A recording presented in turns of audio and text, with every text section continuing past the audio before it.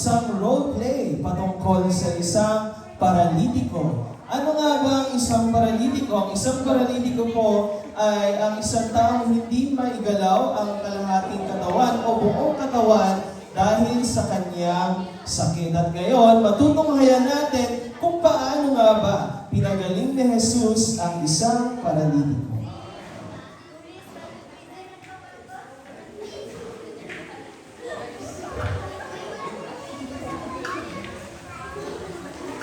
Magandang araw mga bata.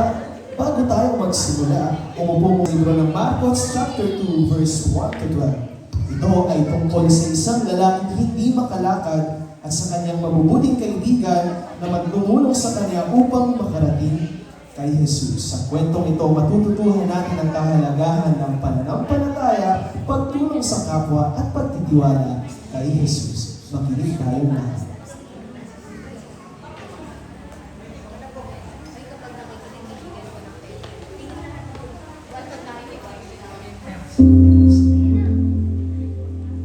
Pagkaraan ng ilang araw, bumalik si Jesus sa Capernaum. Kumalat ang balita na siya ay nasa bahay, kaya nagsidatingan ang napakaraming tao.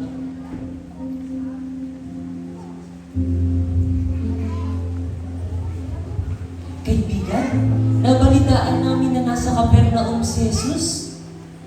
Siya daw ay nakapagpapagaling. Halika, tara dalhin natin siya doon. At pumunta nga sila sa Capernaum. Ngunit may problema. Hindi sila makapasok sa loob ng bahay.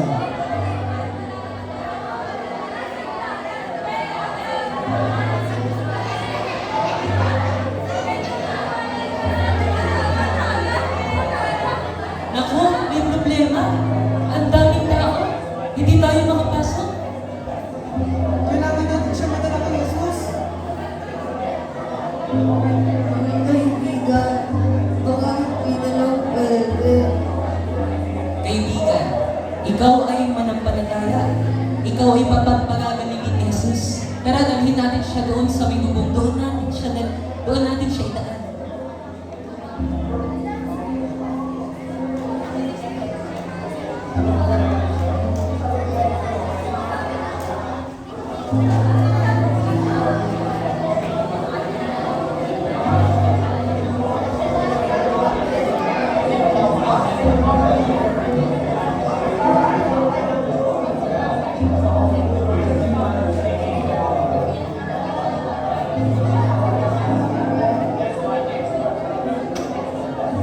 Uy, ano yun?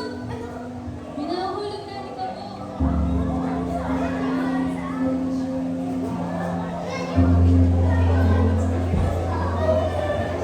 May tao sa bubong! Dahan-dahan ibinaba ang paralitiko.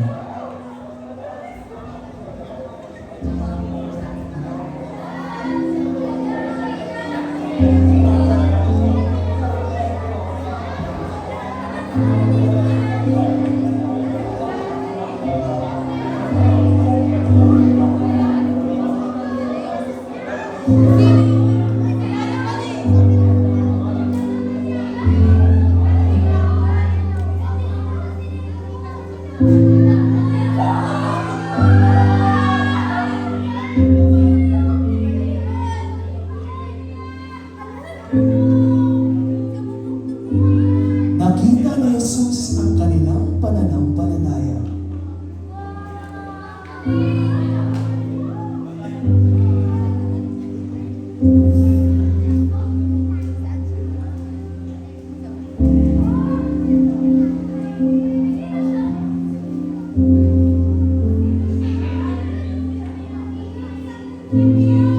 Pinahanga mo ako sa iyong pananampalataya.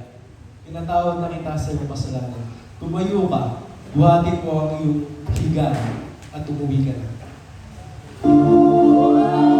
At tatayo ang paralitiko ng dahan-dahan. Maraming salamat, Panginoong Jesus.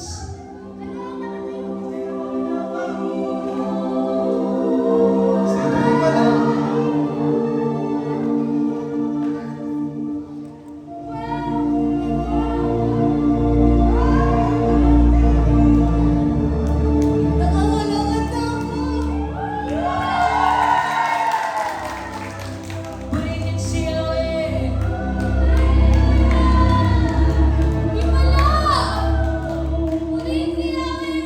Tumayo ang lalaki, binuhat ang kanyang higaan at umuwi